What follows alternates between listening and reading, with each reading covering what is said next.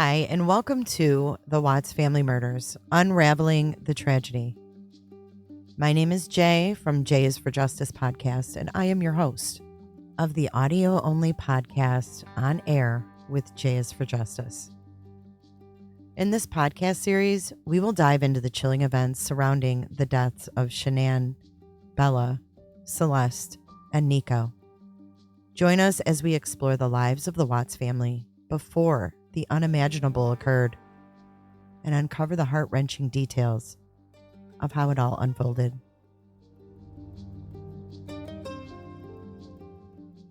Shanann Catherine Rushek was born on January 10th, 1984 in Passaic County, New Jersey.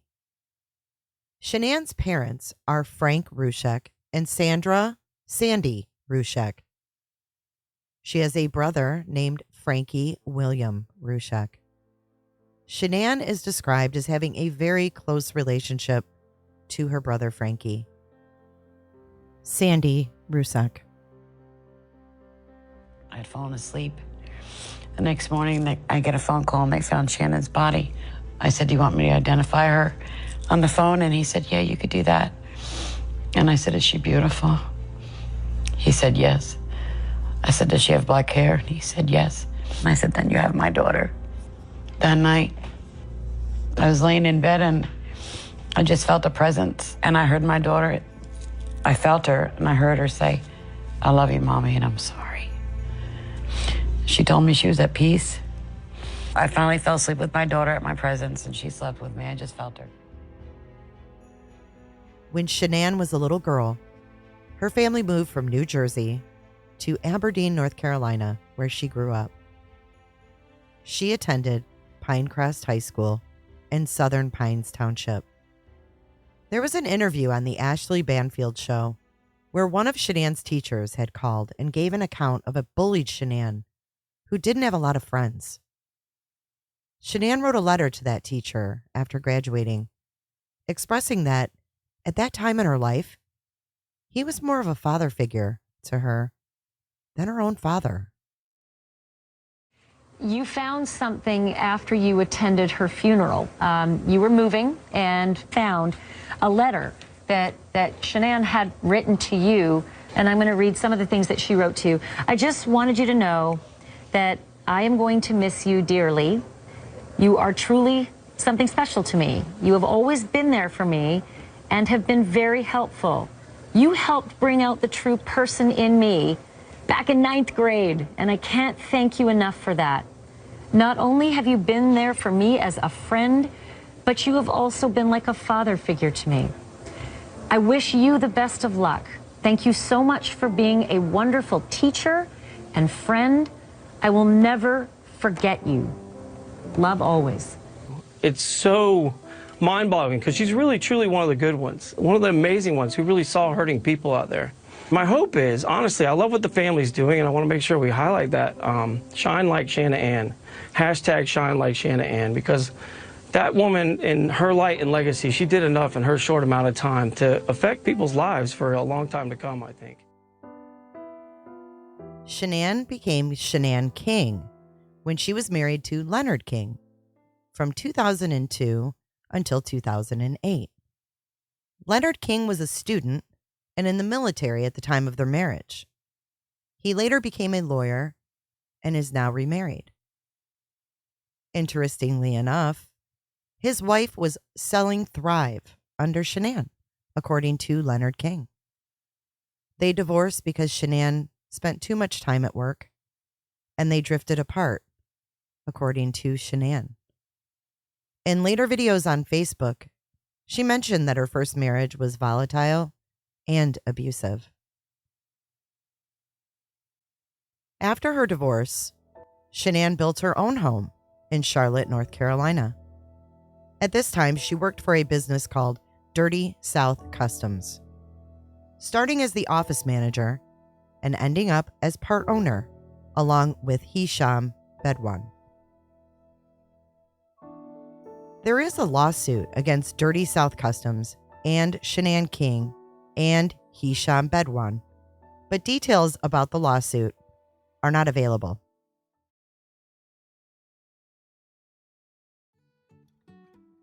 Chris Watts grew up in Fayetteville, North Carolina, in a family-oriented Christian Baptist home. Chris's father is Ronnie Watts, and his mother is Cindy Watts. He also has a sister named Jamie. He was a shy, loving, quiet, and well-behaved child, described as the perfect teenager who never rebelled.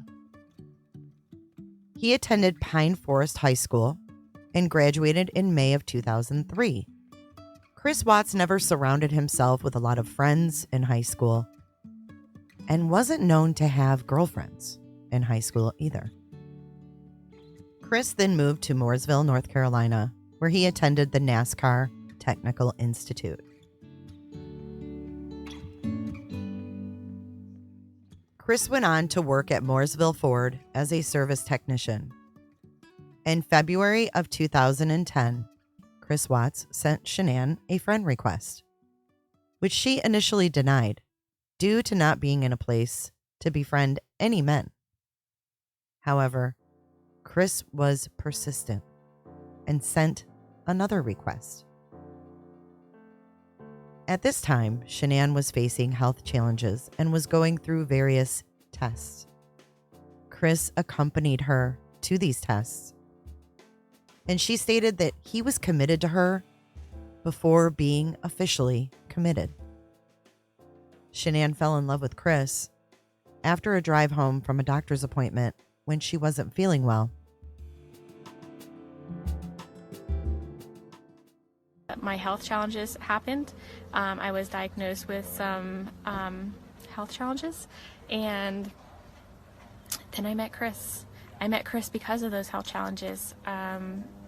My friend sent me a friend suggestion for him. It was actually his cousin's wife, and I deleted it. I was like, I'm not interested. I don't want to meet a guy. Bye-bye. So I deleted her friend suggestion for him.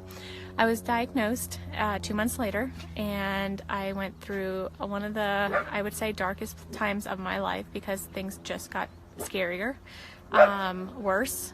I thought my life was crumbling underneath me, and I didn't know which way to turn. I didn't have a lot of friends at the time because a lot of my friends, the friends I did have, I lost because they didn't understand that I looked perfectly fine, and I felt horribly inside. Horribly. I felt a lot of discomforts, a lot of aches, a lot of bad moods. I met a lot of friends online, and in the part where I gave up on everything, I quit my job. It was kind of temporarily, but kind of quit my job of 9 years. I just said, I'm done. I can't do this anymore. You don't understand me. You don't understand what's going on in my life. And I quit. And I got a friend request from Chris. I was in a really, really, really bad place. And I got a friend request from Chris on Facebook. And I was like, oh, what the heck? I'm never going to meet him. Except, well, one thing led to another. And 8 years later, we have 2 kids. We live in Colorado. And he's the best thing that has ever happened to me.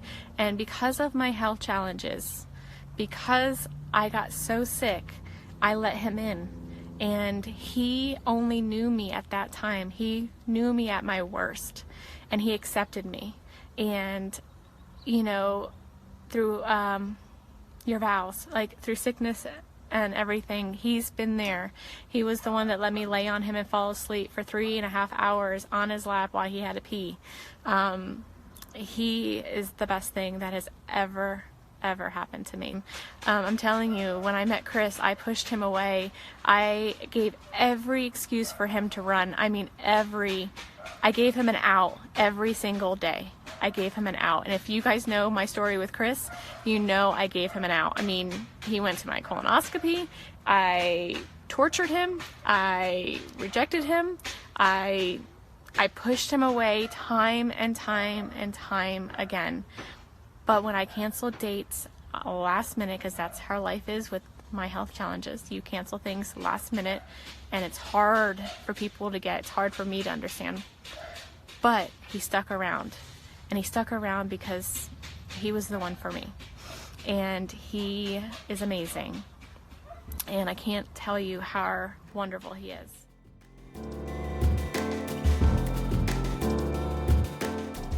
After 2 years of dating, Chris and Shanann got married on November 3rd, 2012. They moved to Frederick, Colorado, and decided to build their first home. Chris, being a mechanic by trade, had been working at Longmont Ford in Longmont, Colorado. He later accepted a position with Anadarko Oil Company. Shanann left her job at the Ford dealership and started working at the Children's Hospital in Aurora in the call center. Shanann was diagnosed with lupus and fibromyalgia during her health struggles. The couple faced financial challenges, filing for bankruptcy in June of 2015 with significant debt. They had 2 daughters, Bella Marie Watts and Celeste Catherine C.C. Watts. Born in December 2013 and July of 2015, respectively. Hey guys! Say hi, Cece. Say hi, Bells. Hi, Bill. No, you gotta say hi. Hi. Hi, dear baby. Okay, come here. Come here. Say hi, Ann. Hi, Ann. Say hi, Christina. Hi, Christina. Say hi, Caitlin. Hi, Christina. Tell Ann thank you for the pumpkin stickers. Thank you, kickers. Shanann became involved in the multi-level marketing company Thrive, promoting its products. It's here! Like, seriously. I gotta be quiet because the kids are in bed. They went to bed at 6:30. And I made Chris go down to the post office or the mailbox because it said it was delivered and I had to open it. And sure enough, hold on, I'll bring you guys over. You gotta check this out. It's here. Look at all that candy cane. Despite apparent success with Thrive, the Watts faced financial difficulties, including a lawsuit from their homeowners association. Shanann reported sending checks to the wrong address, leading to a court date that was scheduled in August 2018. Shanann was a force of nature. Her passion for health and wellness led her to thrive in the direct sales industry, where she became a successful representative for Lavelle, promoting their line of nutritional supplements. Meanwhile, Chris appeared to support her endeavors, often appearing in her social media posts and videos as her loving and supportive husband. Say hi. It's really cool packaging they got too. I like it. It's so good. Like, seriously, mint ice cream. Green mint ice cream is exactly what it tastes like. Like, amazing. I'm going to actually blend this tomorrow with some ice. That's going to be awesome. It's going to be a little treat. Ice cream in a cup. Except for it's not green. But it's delicious. It's really, really, really good. Okay, guys. Tomorrow morning, be prepared. I'm going to go live with cafe and candy cane. Cafe, candy cane. Happy mama right here because I'm baking tomorrow. You guys saw what I'm baking. Should I tell you guys what I'm baking? Listen, you're going to be at work so you can't taste test. Who wants to know what I'm baking? A free candy cane lifestyle mix individual for whoever can guess what I'm baking. Specific. Chris doesn't even know. I know. Nick Thayer does, but he's not going to tell anybody because he can't win. Nobody? No guesses? Nothing? Zilch? Nope. Herb. You got to look at my picture. You can get the hint on the picture. You got to be specific, though. Like, specific. Is it red velvet something? No. It's not about you this year. Cassie, it's so good. Despite their outward appearance of happiness, cracks began to form in their relationship. Reports suggest financial strain and tensions within their marriage, which were compounded by the pressure of raising 2 young daughters, Bella and Celeste. In our next episode, we will delve into the sequence of events preceding the tragic disappearance of Shanann, Bella, and Celeste, as well as the heart-wrenching aftermath that unfolded in its wake. Check out On Air with J is for Justice podcast on Apple, Spotify, and any podcast player.